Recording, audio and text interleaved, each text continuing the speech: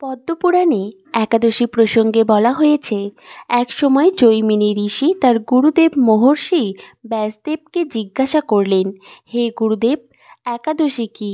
একাদশীতে কেন উপবাস করতে হয়?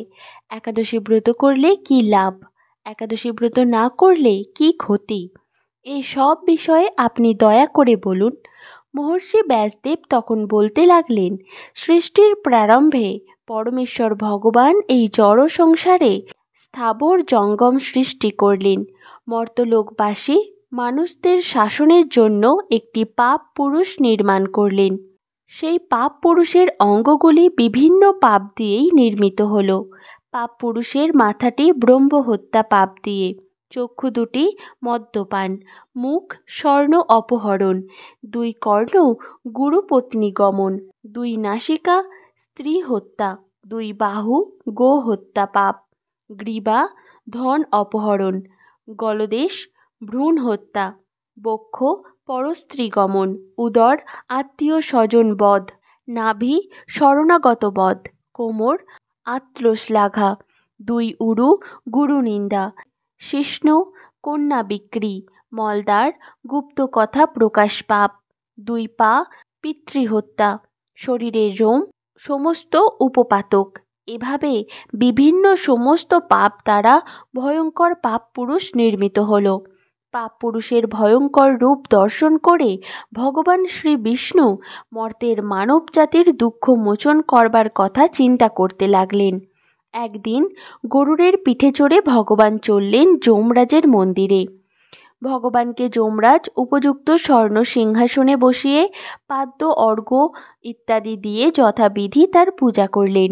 যমরাজের সঙ্গে কথোপকথনকালে ভগবান শুনতে পেলেন দক্ষিণ দিক থেকে অসংখ্য জীবের আর্তক্রন্দন ধ্বনি। প্রশ্ন করলেন, এ আর্তক্রন্দন কেন? যমরাজ বললেন, হে প্রভু, মর্তের পাপী মানুষেরা নিজ কর্মদোষে নরক যাতনা ভোগ করছে। সেই যাতনার আর্তচিৎকার শোনা যাচ্ছে। যন্ত্রণা কাতর পাপাচারী জীবদের দর্শন করে করুণাময় ভগবান চিন্তা করলেন, আমি সমস্ত প্রজা সৃষ্টি করেছি।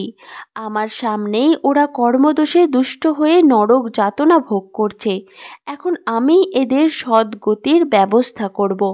ভগবান শ্রীহরি সেই পাপাচারীদের সামনে একাদশী তিথিরূপে এক দেবী মূর্তিতে প্রকাশিত হলেন। সেই পাপীদেরকে একাদশী ব্রত আচরণ করালেন। একাদশী ব্রতের ফলে তারা সর্বপাপ মুক্ত হয়ে তৎক্ষণাৎ বৈকুণ্ঠ ধামে গমন করল। শ্রী ব্যাসদেব বললেন, হে জৈমিনী, শ্রীহরির প্রকাশ এই একাদশী সমস্ত সুকর্মের মধ্যে শ্রেষ্ঠ এবং সমস্ত ব্রতের মধ্যে উত্তম ব্রত। কিছুদিন পরে ভগবানের সৃষ্ট পাপ পুরুষ এসে শ্রীহরির কাছে করজোড়ে কাতর প্রার্থনা জানাতে লাগল, হে ভগবান, আমি আপনার প্রজা। আমাকে যারা আশ্রয় করে থাকে তাদের কর্ম অনুযায়ী তাদের দুঃখ দান করাই আমার কাজ ছিল। কিন্তু সম্প্রতি একাদশীর প্রভাবে আমি কিছুই করতে পারছি না, বরং ক্ষয়প্রাপ্ত হচ্ছি। কেননা একাদশী ব্রতের ফলে প্রায় সব পাপাচারীরা বৈকুণ্ঠের বাসিন্দা হয়ে যাচ্ছে। হে ভগবান, এখন আমার কি হবে? আমি কাকে আশ্রয় করে থাকব? সবাই যদি বৈকুণ্ঠে চলে যায় তবে এই মর্ত জগতের কি হবে? আপনি বা কার সঙ্গে এই মর্তে ক্রীড়া করবেন? পাপ পুরুষ প্রার্থনা করতে লাগল, হে ভগবান, যদি আপনার সৃষ্ট বিশ্বে ক্রীড়া করবার ইচ্ছা থাকে তবে আমার দুঃখ দূর করুন। একাদশী তিথির ভয় থেকে আমাকে রক্ষা করুন। হে কৈটভ নাশন, আমি একমাত্র একাদশীর ভয়ে ভীত হয়ে পলায়ন করছি। মানুষ পশু পাখি কীট পতঙ্গ জল স্থল বন প্রান্তর পর্বত সমুদ্র বৃক্ষ নদী স্বর্গ মর্ত পাতাল সর্বত্রই আশ্রয় নেওয়ার চেষ্টা করছি, কিন্তু একাদশীর প্রভাবে কোথাও নির্ভয়ে স্থান পাচ্ছি না। দেখে আজ আপনার শরণাপন্ন হয়েছি। হে ভগবান, এখন দেখছি আপনার সৃষ্ট অনন্ত কোটি ব্রহ্মাণ্ডের মধ্যে একাদশীই প্রাধান্য লাভ করেছে। সেই জন্য আমি কোথাও আশ্রয় পেতে পারছি না।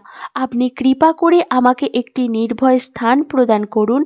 পাপ পুরুষের প্রার্থনা শুনে ভগবান শ্রী হরি বলতে লাগলেন, হে পাপ পুরুষ, তুমি দুঃখ করো না।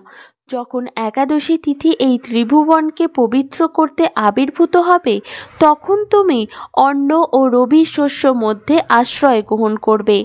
তাহলে আমার মূর্তি একাদশী তোমাকে বধ করতে পারবে না। এই কারণেই একাদশীর দিন শস্য জাতীয় খাদ্য সম্পূর্ণ নিষিদ্ধ। ভক্তি হচ্ছে ভগবানকে জানার ও ভগবত প্রীতি সাধনের একমাত্র সহজ উপায়। শাস্ত্রে যে 64 প্রকার ভক্তাঙ্গের কথা বলা হয়েছে, তার মধ্যে একাদশী ব্রত সর্বোত্তম। শ্রবণ, কীর্তন, স্মরণ আদি নবদা ভক্তির পরেই দশম ভক্তাঙ্গ রূপে একাদশীর স্থান। এই তিথিকে হরিবাসর বলা হয়। তাই ভক্তি লাভেচ্ছু সকলেরই একাদশী ব্রত পালনের পরম উপযোগিতার কথা বিভিন্ন পুরাণে বর্ণিত হয়েছে। আজকের এই ভিডিও এই পর্যন্তই। সকলে ভালো থাকুন, সুস্থ থাকুন। হরে কৃষ্ণ, রাধা রাধা।